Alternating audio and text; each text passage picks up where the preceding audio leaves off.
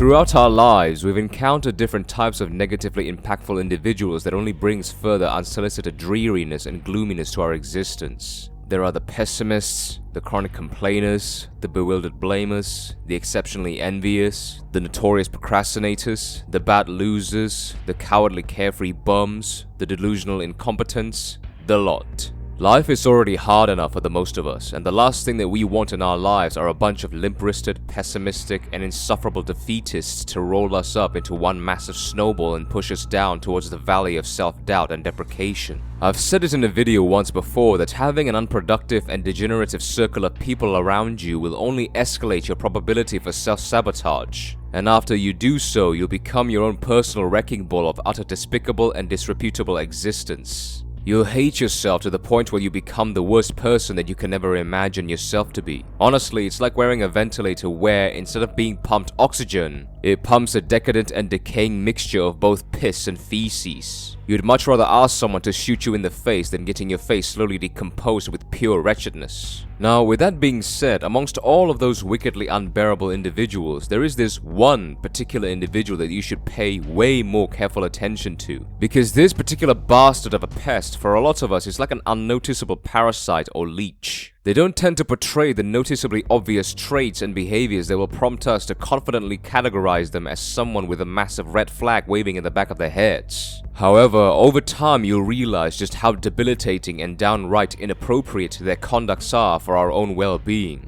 These bastards, men or women, are what I call the nitpickers. Now, some of you have probably already heard the term before, but my guess is most of you have not. But in essence, nitpickers are those individuals who always manage to somehow conjure up a collection of subtly needless and gratuitous form of excuses for every positive circumstance that occur or have occurred. Basically, they will somehow make every positive event and situation, big or small, collectively or personally, sound like a depreciative liability to us. For example, if a man said, "Babe, good news, I've managed to make an extra 10 grand for the month," and his nitpicking girlfriend would say, "Yeah, but it's not 20 grand, isn't it, babe? If you made 20 grand, we could go on a holiday to Miami and you could still keep the 10 grand. Or another one, if a man said, "Yo bro, I finally got myself me dream car, a new Beamer," and his nitpicking friend would say, "Yeah, but it's the old version that just got replaced at the end of last year, mate. So it's not exactly new, is it?" Now, I don't know how you gentlemen would react to those answers, but for me personally, the first two things that pop inside me head are, was that really necessary? And where the hell did that come from? It's quite hard to put it into words, but essentially these individuals will make every personally worthwhile efforts that we've done sound like a completely futile and ineffective waste of time. They will turn the narrative of a heroic, wholesome, and meaningful event directly into a complaint letter without any suitable and applicable complaints in them whatsoever. Now, the most dangerous thing about these individuals is that we don't get instinctively incentivized to call them out on their infectious deeds, or because their offensives are so subtly executed that we don't get tremendously bothered by them at all. Initially, that is. Even for a person with a strong sense of awareness. Only a small bitter taste of spite, but nonetheless dismissible. But of course, as time goes by, like everything, small things add up and they accumulate into one mass effect. And similarly, with this, you'll eventually be instilled a narrative by these individuals that nothing you ever do will ever be enough or significantly satisfying for you to reap and relish. The worst part about this is not the moment when you realize that you've become a successful self-deprecate,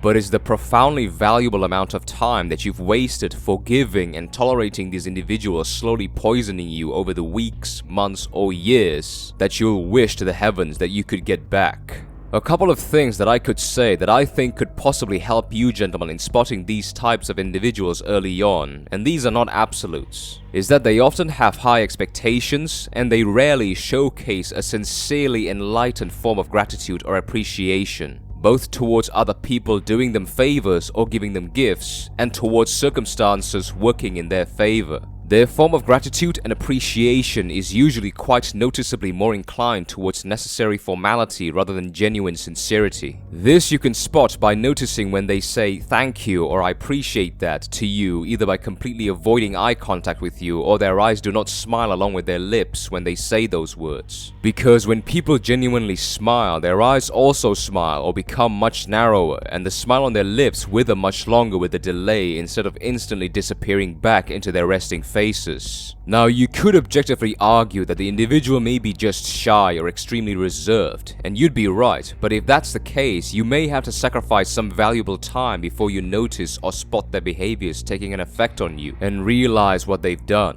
Either way, when you do, run. Do not feel sorry or sympathetic for leaving them alone, because remember, misery always loves company and they will always fight to keep it. Usually by any means to summon your sympathetic traits to accommodate and eventually tolerate their actions further.